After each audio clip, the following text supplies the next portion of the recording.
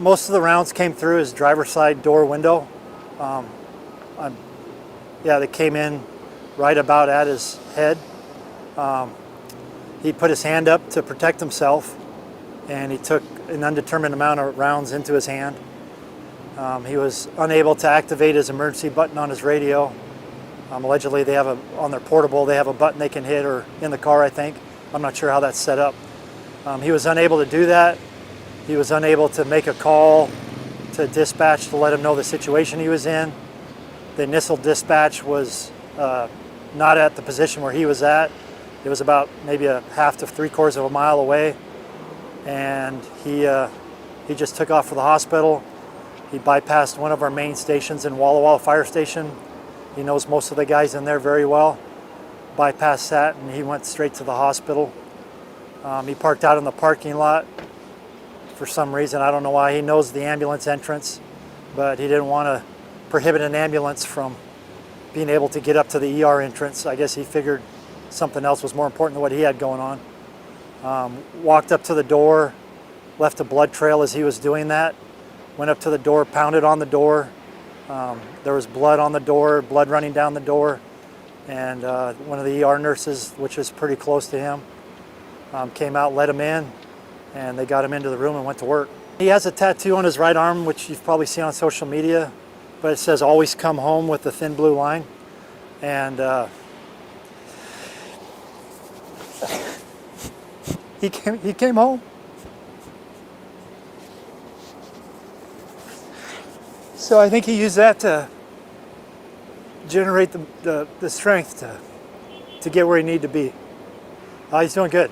He's got his eyes open. He's alert, talking to us.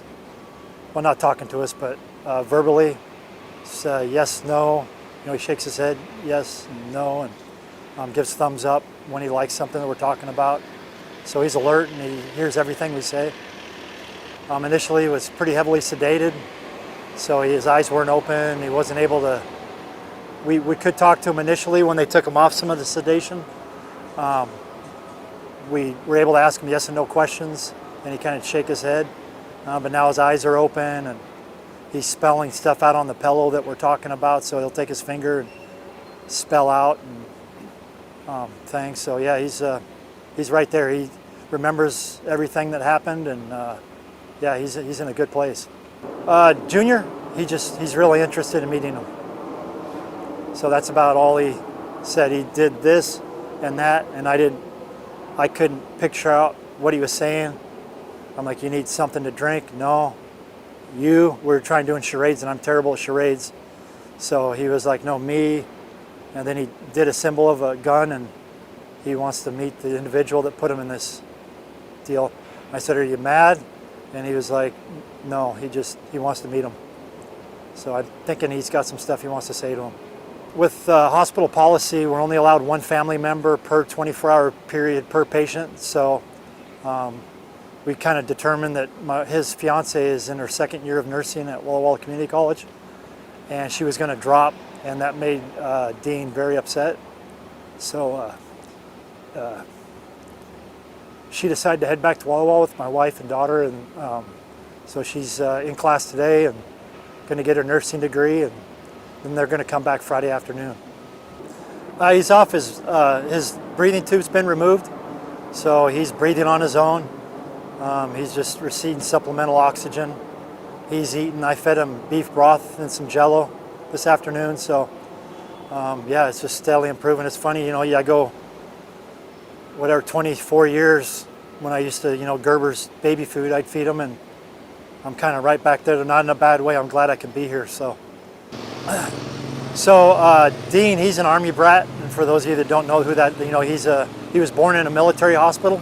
He was born in Savannah, Georgia, and it wasn't a trying time, but I was in a unit that deployed a lot. We were at a state where we were constantly on alert, per se, and me and my wife, we did spend a lot of time together, but I wish we could have spent more.